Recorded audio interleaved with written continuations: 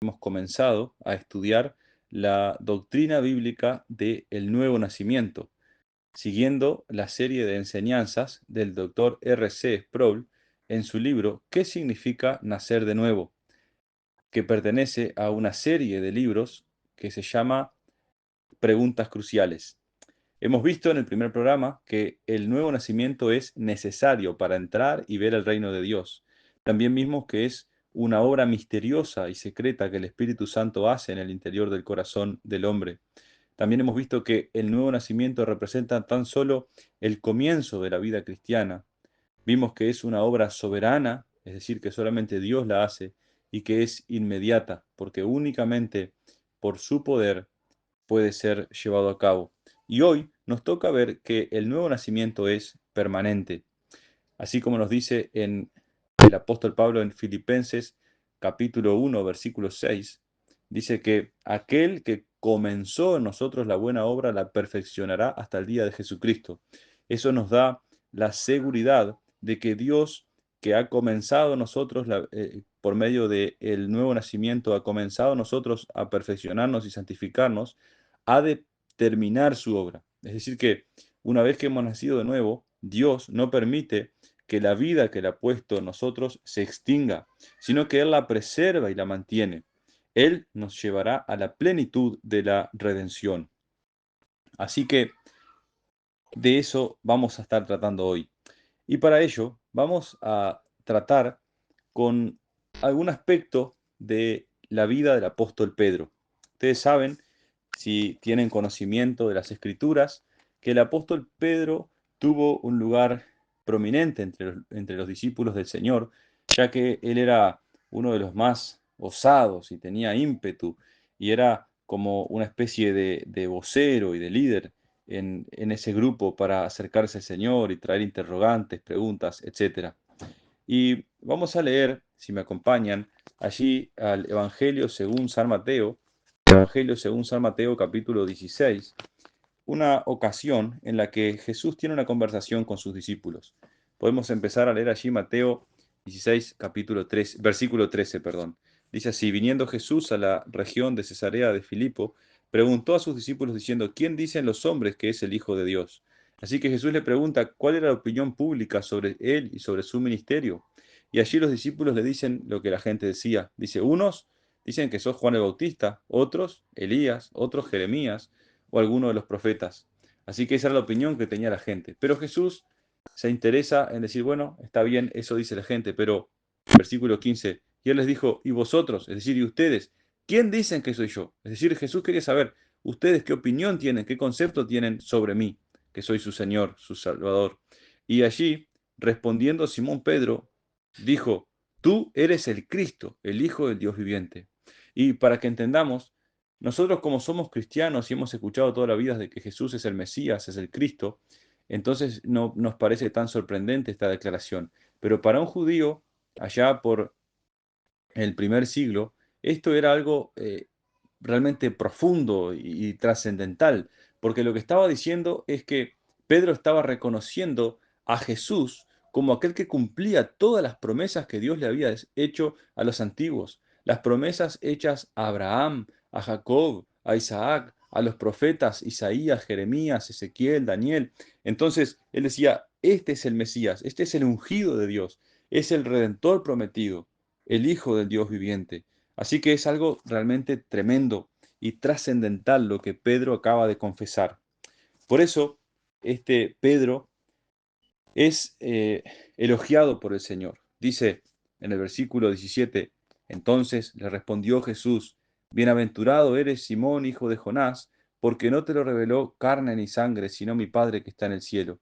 Así que Jesús reconoce que Pedro ha confesado su nombre y le dice: esto te vino del Espíritu Santo, esto te vino de mi Padre, esto no lo descubriste por tu propio intelecto, por tu propia inteligencia, esto no dependió de tu habilidad para discernir los asuntos espirituales, sino que es mi Padre Celestial el que renovó tu corazón para que puedas entender y conocer que yo soy el verdadero Hijo de Dios, el verdadero Mesías. Por eso le dice estas palabras: mi Padre te lo ha revelado. Estimado oyente, piensa que el nuevo nacimiento no es una obra que tú has hecho, sino que es el Espíritu Santo obrando en tu corazón. Así que debes reconocer y recordar siempre que al igual que el apóstol Pedro lo iluminó el Espíritu Santo, también a ti es el Espíritu quien te ha iluminado y renovado espiritualmente. Recuerda que el nuevo nacimiento es por obra del Espíritu Santo, es una obra de Dios y no nuestra. Pero el Señor Jesucristo, al escuchar la confesión de Pedro, continúa diciendo en el versículo 18, y yo también te digo, o sea, tú me has dicho esta confesión de que yo soy el Cristo, el Hijo del Dios viviente, pero yo también te digo que tú eres Pedro, así allí Jesús le cambia el nombre, ¿no? Tú eres Pedro, es decir, y sobre esta roca edificaré mi iglesia y las puertas del Hades no prevalecerán contra ella. Mucho se ha debatido sobre este versículo y los católicos romanos, es decir, la iglesia papista, se agarra de este texto falazmente, es decir, interpretándolo antojadizamente, para decir que el Papa de Roma es infalible y tiene autoridad sobre todos los cristianos. Sin embargo, este pasaje no tiene fundamento, no es fundamento para eso. Más bien, como podemos ver, la idea de lo que Jesús está diciendo es que Pedro, que ha confesado a Jesús como hijo del hombre, pasa a ser una piedra fundamental, no en sí la persona de Pedro, sino lo que él estaba confesando. Entonces la idea es que Jesús le dice, Pedro, tú eres la roca, el que ha hecho esta primera confesión, y ahí es donde comenzaremos. Vamos a comenzar a edificar aquí y ahora mismo. Desde este punto edificaré mi iglesia. El asunto es que Pedro no se comportó siempre como una roca. Por ejemplo, si vamos al Evangelio de Lucas, en el capítulo 22, leemos allí el relato de lo que pasó en la cena del Señor. Vamos a ir a Lucas, capítulo 22, versículo 28. Y veremos cuando esta roca fue sacudida, fue puesta a prueba. Dice, pero vosotros sois lo que habéis permanecido conmigo. Estoy leyendo Lucas capítulo 22, versículo 28. Vosotros sois lo que habéis permanecido conmigo en mis pruebas, dice el Señor a sus discípulos, incluyendo a Pedro. Yo pues os asigno un reino, como mi Padre me lo asignó a mí, para que comáis y bebáis a mi mesa en mi reino, y os sentéis en tronos, juzgando a las 12 tribus de Israel. Así que estos discípulos que habían sido leales al Señor Jesucristo pasaban a ser reconocidos como puntales en el reino de Dios, y Jesús les prometía a ellos la honra de ser puestos como jueces. Pero miren, miren lo que dice el versículo 31. Dijo también el Señor, Simón, Simón, he aquí Satanás os ha pedido para zarandearos como a trigo. Pero yo he rogado por ti, que tu fe no falte, y tú, una vez vuelto, confirma a tus hermanos. Así que el Señor Jesús, que estaba hablando con Pedro, quien había sido regenerado y por esa regeneración, como hemos visto, él había confesado su nombre, ahora le dice, Pedro, tú que has sido fiel, que has recibido esta revelación, que has confesado mi nombre, bueno, Satanás te va a tentar. Va a venir una hora de la prueba para ti. Dice, para zarandearos como a trigo. Creo que nosotros acá en esta zona no estamos tan acostumbrados a ver cómo se zarandeaba el trigo, pero sí todos hemos visto en algún momento en la construcción cómo se puede terciar la arena, es decir, se toma arena gruesa y se la empieza a pasar por una malla para que vaya quedando lo más fino y se descarta lo más grueso. La idea es que también aquí dice, van a ser sacudidos. La tentación los iba a sacudir. Entonces Pedro iba a ser puesto a prueba. Sin embargo, Pedro, miren lo que contesta. Básicamente, Pedro le dice al Señor, Jesús, yo no voy a fallar. Yo no voy a fallar. Dice, él le dijo, Señor, dispuesto estoy contigo a ir no solo a la cárcel, sino también a la muerte. Así que Pedro, en su ímpetu, en su inmadurez todavía como creyente, él dice, Jesús, yo contigo voy hasta la muerte. Pero Jesús, que le acababa de decir que iba a ser probado, le contesta, Pedro, te digo que el gallo no cantará hoy antes que tú me niegues, antes que tú niegues 3 veces que me conoces. Esto fue simplemente impactante. Piensen en lo duro de estas palabras. Aquel que había sido llamado la roca por su confesión, iba a decir que no conocía a Jesús. Así suele ser en nuestra experiencia cristiana.